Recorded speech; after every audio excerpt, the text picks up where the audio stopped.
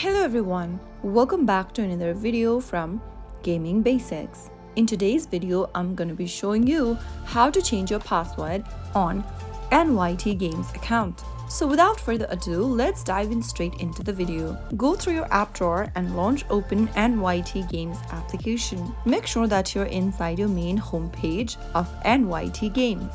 From the homepage, tap on your profile picture at the top right hand corner. This will then open up your settings page. From settings, tap on manage your account. It'll then take you to a web browser. You'll end up in nytimes.com account settings page. From the page, scroll down and tap on the update button right next to password. Now, enter your current password for your NYT account in the first text box. On the next field, enter a new password. Finally, tap on save in order to update to a new password. And you have successfully changed your password on NYT Games account. So that's how easily it can be done. If you found the video to be helpful, go ahead and give us a thumbs up. Don't forget to subscribe to the channel by hitting the subscribe button.